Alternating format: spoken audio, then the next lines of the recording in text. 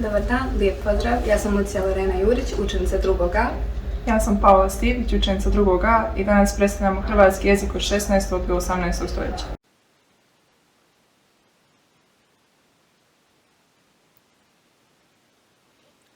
Šesnaesto stoljeće obilježeno velikim migracijama stanovništva i rascjepkanosti Hrvatske.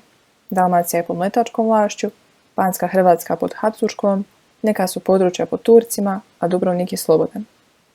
Rezultat je stvaranje dva književno-jezična prostora, kajkavski na sjeverozapadu te čakavski i štokavski na jugoistoku. U 16. stoljeću čakavsko narječje doživljava svoj procvat. Njime pišu Marko Marulić, Petar Zoranić i Šiško Menčetić. U drugoj polovici 16. stoljeća tiskaju se prve knjige na kajkavskom narječju.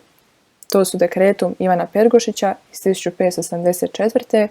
te Kronika kratka i postila autora Antuna Vrameca. Kajkavsko narječje je u ovim knjigama obogaćeno elementima štokavice i čakavice. Stvara se književni koji ne, odnosno zajednički jezik kojim govori veći broj ljudi različitih dijalekata. Krajem 16. stoljeća nastaje i prvi hrvatski rječnik, autora Fausta Vrančića. Dictorum quinque nobilissimarum Europae linguarum, Latine, Italike, Germanike, Dalmatine et Ungarike. Odnosno, rječnik 5 najuglednijih europskih jezika, latinskog, talijanskog, njemačkog, dalmatinskog i mađarskog.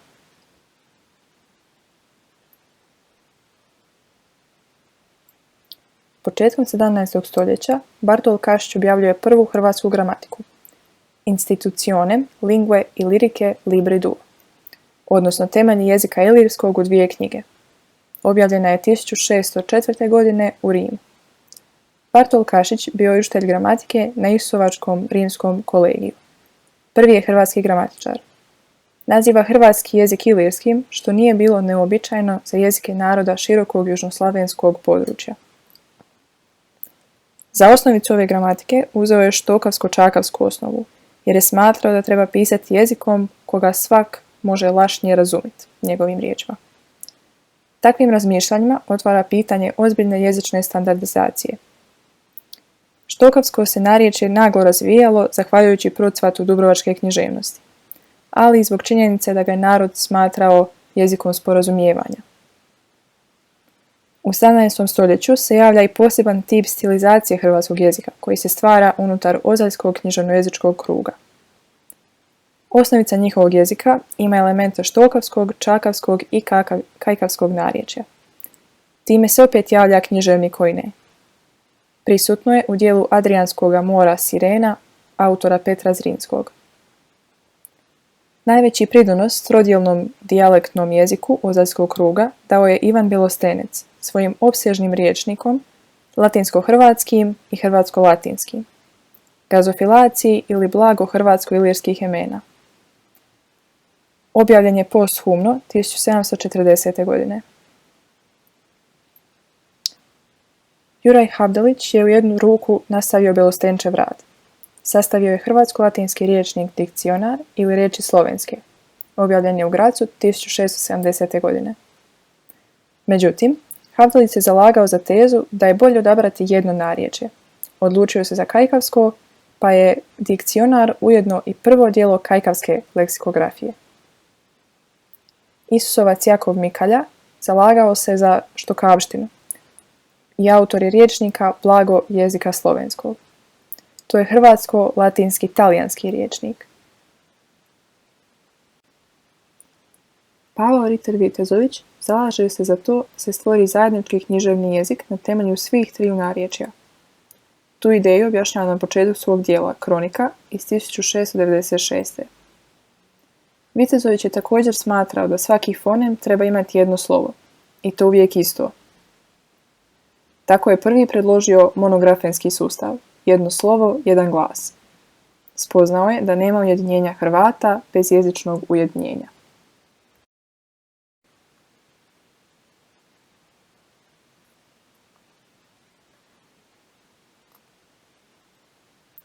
XVII. Stoljeće ostvarilo leksikografsko-gramatičke temelje za dalju obradu riječničke građe. Ardelio della Bella objavio je Dizionario Italiano, Latino i Lirico 1728. Temeljio je rječnik na dijelima dubrovačkih i dalmatinskih pisaca. Zbog popularnosti prosvjetiteljskih dijela širila se štokavica, odnosno štokavska ikavica. I to je potvrdilo važnost štokavštine u početcima standardizacije hrvatskog jezika. Joakim Štuli početkom 19. stoljeća objavljuje rječnik koji se sastoji od 3 dijela. Leksikon Latino Italico i Liricum, riječi u složi je ilirsko-talijansko-latinsko, te Vocabolario Italiano i Lirico Latino. Bilježimo je nekoliko gramatika u 18. stoljeću. Na primjer, Vlašta Dijanović, Svašta pomalo ili ti kratko složenje imena i riječi u ilirski i njemački jezik. To je pisano slavonskom ikavicom i danas bi se mogla protumačiti kao priručnik za one koji bi htjeli naučiti njemački jezik. Matija Antun Reljković, Nova slavonska i njemačka gramatika, te prijevod Svetog pisma Matije Petra Katančića, koristio se štokavskom ikavicom, a prijevod je tiskan tek 1831. 18. stoljeće završava s neujednačenom grafijom, ali svijest i želja za ujednačavanjem su dovoljno jaki da dođe do cjelovite grafijske reforme u 19. stoljeću. Dobar dan, ja sam Žana Čilić i učenica sam 3. C razreda. Ja sam Nikola Rozić, također učenik 3. C razreda i da ćemo pišiti u hrvatskoj glagoljici. Starije slavensko pismo i uz ćirilicu je jedno od 2 slavenskih pisama. U znanosti je prihvaćeno mišljenje da je glagoljica starija od ćirilice. Za razliku od ćirilice, koja je nastala spontanim dugotrajnim prilagođavanjem grčkog alfabeta, glagoljica je autorsko pismo. Smatra se da ju je osmislio Konstantin, filozof Sveti Ćiro, Grki Soluna, za misiju među moravskim Slovenima u 9. stoljeću. Konstantin i njegov stariji brat Metod bili su nositelji te misije, kojoj je cilj bio opismenjavanje i prosjećivanje Slovena. U Moravsku su došli na poziv kneza Rastislava uz potporu bizanskog cara Mihajla III. Za potrebe te misije braća su također s grčkog na staroslavenski ili starocrkvenoslavenski prevela najvažnije liturgijske tekstove. Taj se jezik smatra prvim književnim jezikom svih Slovena, a većina znanstvenika smatra da je nastao na temelju južno-makedonskog govora okolice Soluna. Najstariji su sačuvani hrvatski spomenici na kojima je glagolski natpis uklesan u kamen iz 11. i 12. stoljeća. Plominski natpis su petarski ulomak, grdoselski ulomak, valonska ploča, grčki natpis, baščanska ploča.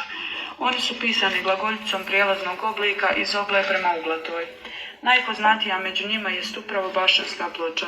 Ploča je polovicom 19. stoljeća pronađena u crkvi Svete Lucije u Jurandvoru pored Baške na otoku Krku. Od 1934. smještena je u zgradi Hrvatske akademije znanosti i umjetnosti i svaki posjetitelj ju može vidjeti. Njezina važnost je međutim u tome što u njenom 3. redu imamo natpis Zvonimir kralj hrvatski. Dok postoje i stariji dokumenti na latinskom jeziku koji spominju hrvatsko ime, baščanska ploča je najstariji poznati dokument u kojem je hrvatsko ime upisan hrvatskim jezikom i što više hrvatskim glagoljičnim pismom. Širenjem pismenosti drugoj polovici 14. stoljeća pojavljuju se manje svečni oblici pisma, poluustavna i kurzivna glagoljica, to jest brzopis, kojima se pišu neliturgijski zbornici, pravni dokumenti i tekstovi različite namjene. Iako se znanstvenici danas uglavnom slažu o konstantnom autorstvu glagoljice, u Hrvatskoj je dugo postala predaja prema Sveti Jeronim, autor glagoljice. Prvi se put ta predaja spominje u otpisu pape Inoceta IV. Srijemskom biskupu Filipu 29. ožujka 1248. godine u kojem piše: predana nam je tvoja molba sadržavala da u Slavoniji postoji posebno pismo u kojem se kler te zemlje, tvrdeći da ga ima od Svetog Jeronima, služi u slavljeno bogoslužje. Ta legenda odgovarala glagoljašima kojima nije odgovaralo da se to pismo povezuje isključivo s Ćirovim metodom, jer se metodom crkve dugo bio smatran heretikom. Danas je glagoljica simbol hrvatskog nacionalnog identiteta, važna u kulturi, umjetnosti i dizajnu, služi kao pomoći mnogim umjetnicima, četni simbol u određenim subkulturama, na primjer u navijačkim skupinama, često na tetovažama i sl. Ona je predmet nastavnog istraživanja, a svoje mjesto ima i obrazovnom sustavu u sklopu nastave hrvatskog jezika i povijesti te brojnih učeničkih kuljačkih skupina. Zbog važnosti glagoljice u hrvatskoj kulturi i povijesti, godine 2013. umijeće čitanja, pisanja i tiskanja glagoljice proglašeno je nematerijalnim kulturnim dobrom, a godine 2019. Hrvatski sabor dan 22. veljače proglasio danom hrvatske glagoljice i glagoljaštva. I to je to što smo pripremljeni u glagoljici.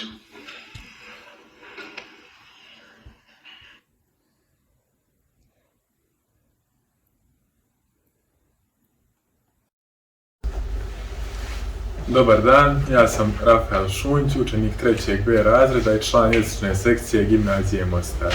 Ja sam Mija Milinković, također sam učenica 3. B razreda i član jezične sekcije. Naša današnja tema je deklaracija o nazivu i položaju hrvatskog jezika. Sabor je 1997. godine utemeljio dane hrvatskog jezika koji traju od 11. do 17. ožujka, kad je objavljena deklaracija o nazivu i položaju hrvatskog jezika iz 1967. godine. Deklaracija o nazivu i položaju hrvatskog jezika je proglas kojeg su 1967. godine objavili hrvatski jezikoslovci koji su bili nezadovoljni objavljenim rječnicima i pravopisima u kojima se jezik u skladu s Novosadskim dogovorom nazivao srpsko-hrvatskim, odnosno hrvatsko-srpskim. Novosadski dogovor nije bio po volji hrvatskih jezikoslovaca, pa čak ni onih koji su ga potpisali. Stoga su izdali deklaraciju i u njoj su iznijeli svoje negativne stavove o Novosadskom dogovoru. U Zagrebačkom telegramu 17. ožujka 1967. godine tiskana je deklaracija o nazivu i položaju hrvatskog književnog jezika kojom je upozoreno na neravnopravan položaj hrvatskog jezika kroz odluke Novosadskog dogovora, te je zatražena ravnopravnost svih jezika naroda u Jugoslaviji, slovenskog, hrvatskog, srpskog i makedonskog. U revijalnom nedjeljnom izdanju Vjesnika od 19. ožujka izlazi na cijeloj stranici tekst o deklaraciji. Dokument je potpisalo 18 hrvatskih znanstvenih i kulturnih ustanova. Među sastavljačima i potpisnicima deklaracije bio je niz hrvatskih intelektualaca okupljenih oko Matice Hrvatske i drugih uglednih znanstvenih ustanova. Deklaracijom se zahtijeva da se Ustavom utvrdi javna i nedvojbena jednakost i ravnopravnost četiriju književnih jezika u SFRJ, slovenskog, hrvatskog, srpskog i makedonskog, te da se adekvatnom formulacijom osiguraju i prava jezika narodnosti. Također je navedeno osiguravanje dosljedne primjene hrvatskog književnog jezika u školstvu, novinstvu, javnom i političkom životu, na radiju i televiziji, kad god se radi o hrvatskom stanovništvu, te da službenici, nastavnici i javni radnici, bez obzira na to otkud potjecali, službeno upotrebljavaju književni jezik sredine u kojoj djeluju. Hrvatski jezik je prošao buran razvoj bez obzira na silne pritiske. Unatoč svim poteškoćama uspio je čuvati samobitnost i samosvojnost. U tebi sam vijek svoj proživio, drevni i lijepi jeziče Hrvata. Rođen na morskom pragu tvojih vrata, polako sam te uz trud osvojio. Hrvatski jezik u 19. stoljeću. Autori i njihova djela. 1812. Šime Starčević objavljuje novu ričoslovnicu i liričku. 1815. Antun Mihanović objavljuje reč domovini o hasnovitosti pisanja u domorodnem jeziku. 1836. godine Vjekoslav Babukić objavljuje osnovu slovnice slavijenske narječja ilirskoga, te 1836. Antun Mažuranjić temelje ilirskog i latinskog jezika za početnike. Protivnici Ljudevita Gaja. To su bili Ignac Kristijanović koji se zalagao za kajkavštinu, te Ante Kuzmanić koji se zalagao za štokavsku ikavicu i tradicionalnu grafiju. Značajne filološke škole u Hrvatskoj. To su bile Zagrebačka, Zadarska, Riječka i škola hrvatskih Vukovaca.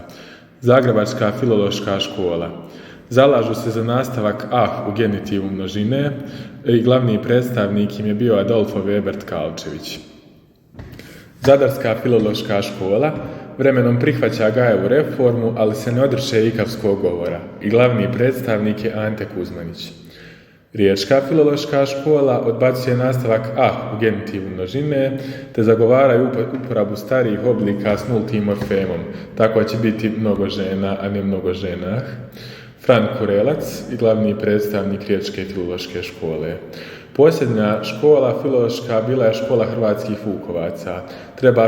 Oni se zalagaju da treba pisati fonetski, te je glavni predstavnik Đuro Daničić. Ljudevit Gaj je u svojoj kratkoj osnovi želio ponuditi najbolja grafijska rješenja koja bi prihvatili svi hrvatski pisci. Dotad su se pojedini glasovi bilježili na 18 načina, primjerice fonem č i ž, što se poslije smanjilo na 3. Sam Gaj nije prihvatio tada najprošireniju slavonsku grafiju, ali mu je uzor bio Vitezović, koji je nekoliko desetljeća prije predlagao uporabu tilde umjesto dijakritičkih znakova. Uporabom tilde Gaj uvodi načelo prema kojem svakom glasu odgovara jedno slovo. Prema tome načelu, primjerice, u novoj grafiji nema mjesta za glas y. Ovom grafijom pisana je samo kratka osnova, Gajev pravopis. Budući da ponuđena rješenja u kratkoj osnovi nisu zaživjela u praksi, Gaj mijenja prvotni koncept grafije u svome članku pravopis i nudi sljedeća rješenja. Umjesto tilde uvodi kvačicu, uvodi dvoslove umjesto jednoslova, prihvaća poljsko ć, te već od samih početaka koristi se dvoslov dž u danici. Ovom verzijom grafije prva je objavljena Mihanovićeva pjesma Horvatska domovina u 10. broju danice, Lijepa naša domovino, koja se koristi kao himna Republike Hrvatske. Objavom novoga prijedloga grafije mijenja ime horvatski u ilirski jer svojom grafijom želi obuhvatiti sve hrvatske krajeve, a naziv horvatski, odnosno Horvat, odnosio se samo na kajkavske Hrvate. Još jedna razlika između kratke osnove i pravopisa vezana je uz uzor u koji se Gaj ugledao pri reformi grafije. U prijedlogu grafije u kratkoj osnovi ugleda se na češku prilagodbu latinice, a u svome članku zastupa češko-poljsko-hrvatski i latinički grafijski hibrid. Iz češke grafije je preuzeo i zadržao 3 slova s kvačicom, č, ž i š. Iz poljske je uzeo slovo s dijakritičkom crticom ć, a iz domaće tradicije je prihvatio dvoslove lj, nj, d, j i g, j. Nakon rješenja grafijskih problema pristupilo se rješavanju pravopisnih koje je sa sobom donio odabir novoštokavskog jezika.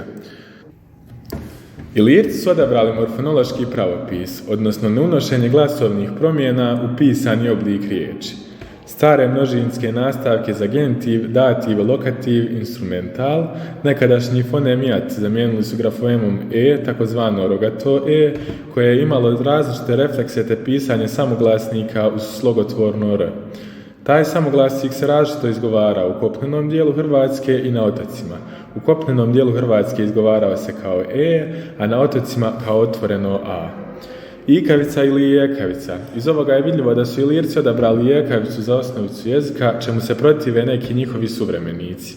Jer štokavska ikavica književna tradicija najvećeg dijela Hrvata. Najžešće polemike oko ovoga izbora Iliraca bile su između Gaja i Kuzmanića, koji je bio na čelu Zadarskog jezičnog kruga. 16. ožujka 1841. odobrava se uporaba njegove latinice u školama Hrvatske i Slavonije. Poslije toga su uslijedile kratke izmjene, pa je umjesto dvoslova d, j i g, j uveden jednoslov ž. Uz slogotvorno r se prestao koristiti popratni samoglasnik, takozvano rogato e izašlo iz uporabe, a doneseno je rješenje prema kojem se jat, kad je kratak, piše kao je, a kad je dug kao i. Drugu polovicu 19. stoljeća obilježilo je djelovanje filoloških škola, od kojih će Zagrebačka filološka škola na čelu s Adolfom Weberom Tkalčevićem u najvećoj mjeri preuzeti načela koja su zastupali Ilirci.